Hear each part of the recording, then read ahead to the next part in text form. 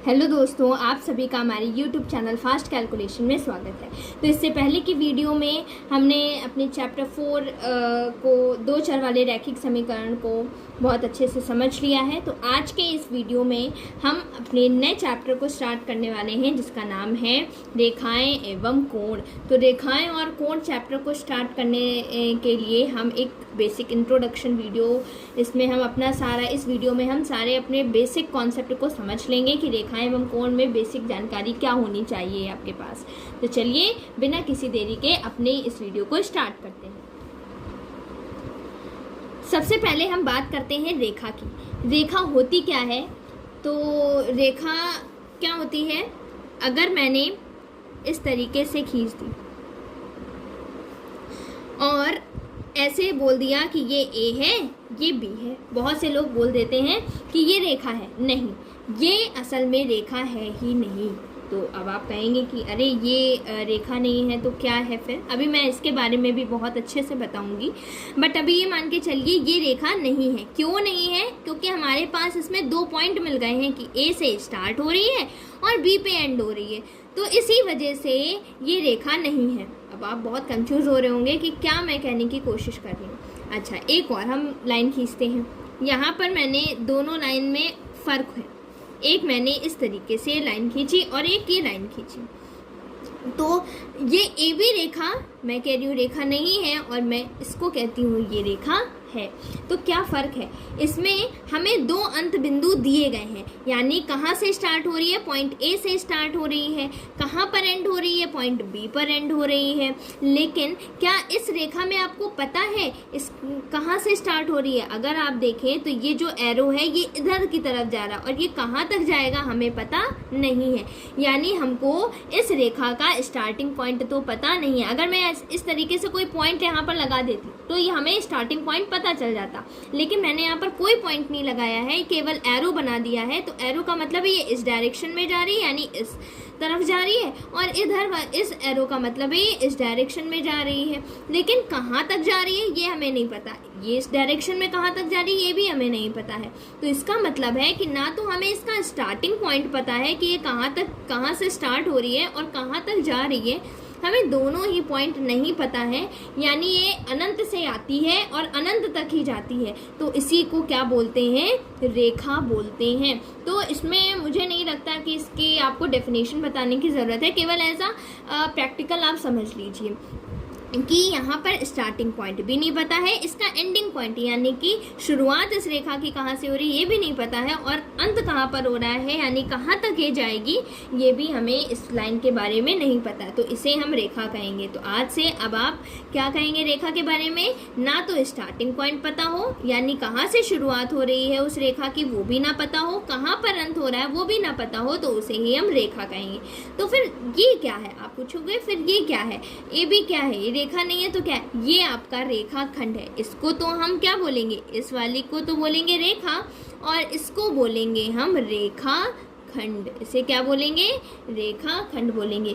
ये जो है ये रेखा नहीं है, ठीक है, ये रेखा नहीं है और ये क्या है बल्कि रेखा खंड। यानी अगर इस रेखा के हम 2 टुकड़े कर दें, बहुत बड़ी रेखा है, इसके हमने 2 टुकड़े कर दिए, बीच से कुछ पार्ट हमने काट कर निकाल लिया, तो लेकिन उसका तो हमें पता होगा ना। फॉर एग्जाम्पल मान लीजिए आपके पास बहुत बड़ी रस्सी है, आपको नहीं पता है कि कहाँ से स्टार्ट हो रही है, लेकिन आप अगर उस रस्सी को बीच से काट दो, 2 तरफ से कट कर दो, तो अब आपके पास जो रस्सी आई है उसका आपको स्टार्टिंग पॉइंट पता है ना। तो इसी तरीके से ये रेखा बहुत बड़ी है, हमने इसके 2 टुकड़े कर दिए तो हमें ये टुकड़ा मिला, तो इसी को बोलते हैं रेखा खंड। यानी रेखा का खंड मतलब टुकड़ा, तो रेखा का टुकड़ा इसे बोलते हैं रेखा खंड। अब हमने रेखा के बारे में जान लिया, हमने रेखा खंड के बारे में भी जान लिया। अब हम बढ़ते हैं किरण की तरफ। एक टर्म आता है किरण। किरण क्या होती है? किरण के बारे में समझ लेते हैं। किरण क्या होती है? किरण आपने सुना होगा पहले भी वर्ड, किरण, सूर्य की किरण सबसे बेस्ट एग्जाम्पल है इसके लिए, सूर्य की किरण। तो हमें पता होता है ना कि वो जो किरण है वो कहाँ से आ रही है, आपको पता है सूर्य से आ रही है। अगर सूर्य की किरण की मैं बात करूँ तो आपको पता है कि सूर्य की किरण सूर्य से आ रही है।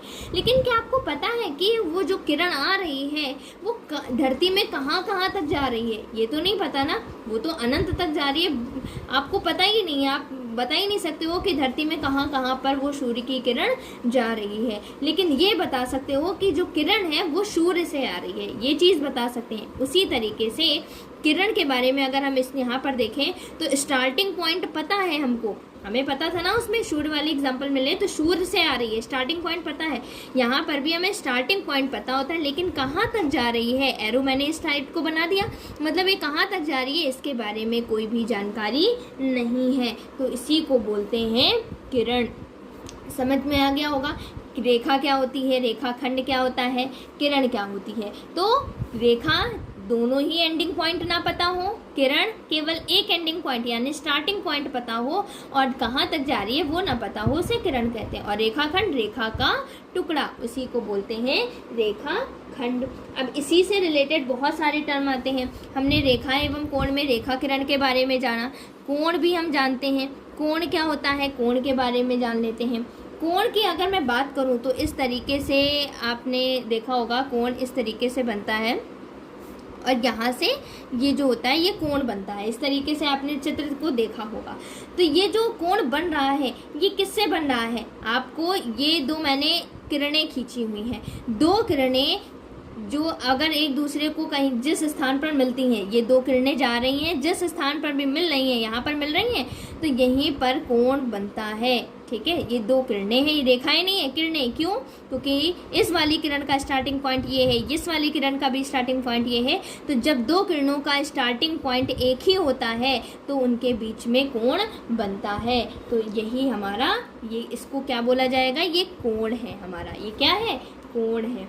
ठीक है, अब हमने रेखाओं के बारे में जाना, कोणों के बारे में जाना। अब आता है कि कोण कितने प्रकार के होते हैं, कोण के प्रकार, कोण के प्रकार भी तो होंगे, कितने प्रकार के होते हैं हमने पहले भी पढ़ा हुआ है, अब हम और देख लेते हैं कोणों के प्रकार। तो सबसे पहला होता है न्यून कोण। क्या होता है, न्यून कोण होता है। न्यून कोण के बारे में आप जानते होंगे और अगर नहीं जानते हैं तो इस वीडियो में वैसे भी मैं आपको बताने वाली हूँ।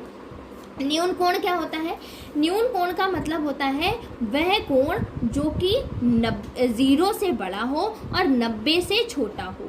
न्यून कोण क्या होता है, वह कोण, मैं लिख दे रही हूँ यहाँ पर, जो 0 डिग्री से बड़ा होता है, 0 से बड़ा, तथा 90 डिग्री से छोटा होता है, उसे बोलते हैं न्यून कोण। 90 डिग्री से छोटा होता है उसे क्या बोलते हैं, न्यून कोण बोला जाता है। अगर हम उदाहरण लें, यहाँ पर उदाहरण अगर हम लें तो कौन कौन से 0 और 90 के बीच में कौन कौन से कोण आते हैं, आप बता सकते हो?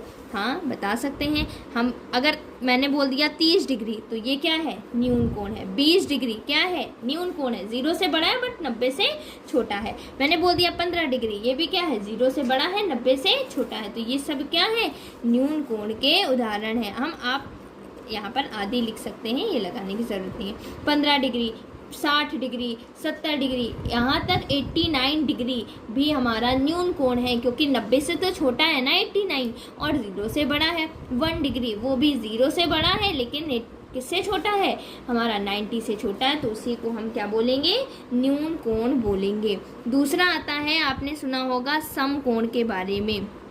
समकोण क्या होता है हमारा, समकोण जो कोण 90 अंश का होता है, जो कोण 90 अंश का होता है, 90 अंश का होता है। ये जो मैं छोटी सी लगा रही हूँ इसी को डिग्री या अंश बोला जाता है। तो जो कोण 90 अंश का होता है उसी को क्या बोलते हैं, समकोण बोला जाता है। ठीक है, तो ये तो सीधी सीधी सी परिभाषा है, इसमें तो उदाहरण भी नहीं देना है। 90 डिग्री एग्जैक्ट हो तो वही हमारा समकोण हो जाएगा। इसके बाद बात करते हैं हम अधिक कोण की। किसकी बात करते हैं, अधिक कोण की। तो अधिक कोण क्या होता है, अधिक कोण भी यहाँ पर भी रेंज आती है। जो कोण 90 अंश से बड़ा, 90 अंश से बड़ा तथा 180 अंश से छोटा होता है, 180 अंश से छोटा होता है, उसे क्या बोलते हैं? उसे हम अधिक कोण बोलते हैं। तो अधिक कोण के अगर हम उदाहरण की बात करें तो उदाहरण क्या क्या हो सकते हैं अधिक कोण के? आप बोलेंगे कि 90 से बड़ा होना चाहिए, तो 100 अगर हम 35 डिग्री बोलें तो ये क्या है? अधिक कोण है। 120 डिग्री बोलें, ये क्या है? अधिक कोण है। 90 से बड़ा है लेकिन 180 से छोटा है। तो आदि हमने लिख दिया, ताकि और भी ऐसे बहुत सारे एग्जाम्पल्स हो सकते हैं। तो इसे क्या बोलेंगे हम? अधिक कोण बोलेंगे। फिर अधिक कोण के बाद में आता है हमारा ऋजु कोण और बृहद कोण। तो इसके बारे में भी देख लेते हैं क्या होता है ये। यहाँ पर हम कुछ और कोणों की बात कर लेते हैं, जैसे ऋजु कोण।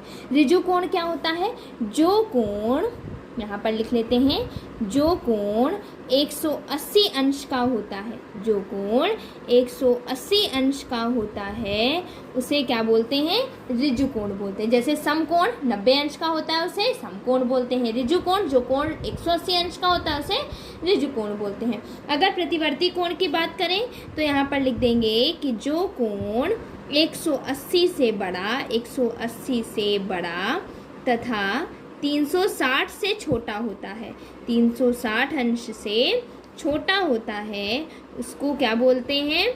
प्रतिवर्ती कोण बोला जाता है। या उदाहरण के लिए अगर हम लिखें तो कौन सा उदाहरण हो सकता है? हम बोल देंगे 180 से बड़ा, यानी कि अगर हम बोलें 210, 250 डिग्री, ये सब क्या होंगे? ये हमारे प्रतिवर्ती कोण के उदाहरण होंगे। संपूर्ण कोण क्या होता है? जो कोण 360 डिग्री, संपूर्ण कोण होता है 360 डिग्री, जो कोण 360 डिग्री का होता है, उसे क्या बोलते हैं? उसे संपूर्ण कोण बोला जाता है। ऐसे और भी बहुत सारे कोण होते हैं जिनके बारे में हम अभी पढ़ लेते हैं। बहुत सारे कोण का मतलब है, जैसे एक होता है हमारा संपूरक कोण। संपूरक कोण, संपूरक कोण के बारे में कंफ्यूज मत होइएगा। संपूर्ण कोण और संपूरक कोण एक नहीं होता है, ये दोनों ही अलग अलग होते हैं। तो संपूरक कोण क्या होता है? तो वे कोण या वे दो कोण जिनका योग जो होता है वो 180 डिग्री होता है। वे दो कोण जिनका योग 180 डिग्री होता है, उसे क्या बोलते हैं? संपूरक कोण के नाम से जाना जाता है। जैसे उदाहरण अगर हम ले लें तो कौन कौन से हो सकते हैं? 90 प्लस 90, तो ये क्या होंगे? हमारे संपूरक कोण होंगे। तो दोनों कोण 90 90 क्या है? संपूरक कोण, क्योंकि दोनों का योग क्या होता है? 180 डिग्री होता है। तो इस तरीके से हम, अगर आपको संपूरक निकालना है, मान लीजिए हमसे बोला जा रहा है कि 60 का संपूरक, 60 डिग्री का संपूरक कोण क्या होगा? अगर हमसे बोला जा रहा है 60 डिग्री का संपूरक कोण क्या होगा, तो हम क्या बता देंगे? 180 से आपको 60 को क्या कर देना है? माइनस कर देना है। तो जो कोण आएगा वही उसका क्या होगा? संपूरक कोण हो जाएगा। तो 120 डिग्री जो होगा वो 60 अंश का संपूरक कोण निकलेगा। तो इसी तरीके से संपूरक की बात तो मैंने कर ली, वे कोण जिनका योग 180 डिग्री होता है। एक होता है पूरक कोण। पूरक कोण में क्या होता है? सेम चीज़ वही है, बस यहाँ पर योग था 180 डिग्री, यहाँ पर योग हो जाएगा 90 डिग्री। तो वे दो कोण जिनका योग, यहाँ पर लिख लेते हैं थोड़ा सा नीचे, जिनका योग 90 अंश होता है। कितने अंश होता है? 90 अंश होता है। उसे क्या बोलते हैं? उसे हम बोलते हैं पूरक कोण। उसे क्या बोलते हैं? पूरक कोण के नाम से जाना जाता है। अगर हम उदाहरण लें तो उदाहरण में हम क्या क्या ले सकते हैं?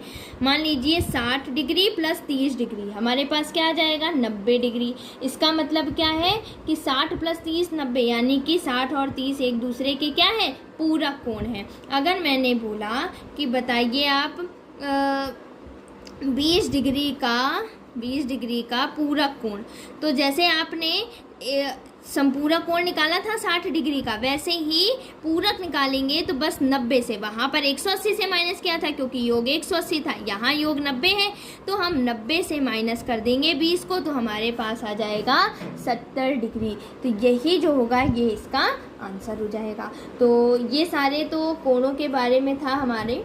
तो अब हम इसके आगे भी और भी कुछ कोणों की बारे में जान लेते हैं और कौन कौन से कोण होते हैं। शीर्षाभिमुख कोण और एकांतर कोण के बारे में जानते हैं। शीर्षाभिमुख कोण क्या होता है? अगर मान लीजिए मैंने इस तरीके से x बना दिया, ये हमने इस तरीके से x बनाया, तो कितने कोण बने? ये एंगल 1 2 3 4 4 कोण बने या नहीं बने? तो शीर्षाभिमुख क्या है? ये जो मैंने x बनाया है, यानी कि ये दोनों दो रेखाएं जब एक दूसरे को प्रतिच्छेदित करती हैं तो जो कोण बनते हैं हमारे, उनमें एंगल 1 और एंगल 3, तो एंगल 1 इक्वल होगा एंगल 3। इन्हीं कोणों को बोला जाता है शीर्षाभिमुख कोण। इनको क्या बोला जाता है? शीर्षाभिमुख कोण।